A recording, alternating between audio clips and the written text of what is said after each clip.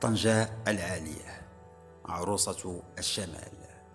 وكيف ما غنوها: طنجة يا طنجة عروسة الشمال، يا أم الرجال، يا عشق الأجيال، يا أندلسية.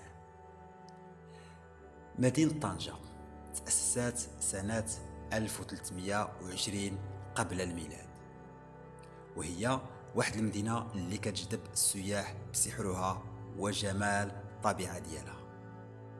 فجاذبيتها كما كانت عليه في الماضي لم تتغير ولم تنقص، فهي كالعصفورة الواقفة على كتف إفريقيا، فيها كل شيء، كيبدا من البحر وكيرجع للبحر، وفيها كذلك واجهتان بحريتان كافيتان لجعلها من المدن المفضلة للسياح من داخل المغرب وخارج المغرب كذلك. كاين البحر المتوسط، وكاين البحر الأطلسي الذي يعانق الجبال المغطاة بأشجار القصب أو البلوط، وكي تعتبر الشاطئ شقار من بين أفضل شواطئ مدينة في طنجة. وصعيب أنك تفضل أو تميز واحد على الآخر، حيث كلهم مزيانين وكلهم نقيين وكيتشابهوا. ومدينة طنجة كانت في الماضي منطقة دولية بموجب اتفاق اللي كان بين فرنسا وإسبانيا وبريطانيا عام 1925، اللي تم التوقيع ديالو بعد فرض نظام الحماية على المغرب في عام 1912.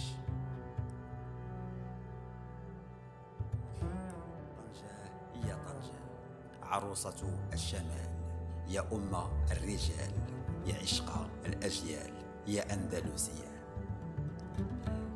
مدينة طنجة تأسست سنة 1320 قبل الميلاد، وهي واحد المدينة اللي كتجذب السياح بسحرها وجمال الطبيعة ديالها.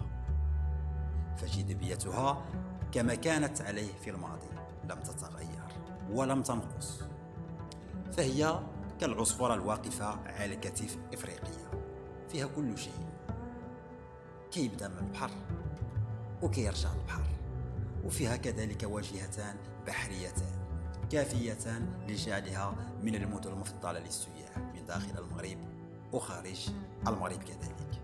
كاين البحر المتوسط، وكاين البحر الأطلسي الذي يعانق الجبال المغطاة بأشجار القصب أو البلوط، وكي تعتبر الشاطئ شقار من بين أفضل شواطئ مدينة في طنجة.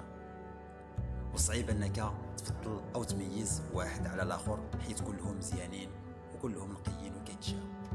ومدينة طنجة كانت في الماضي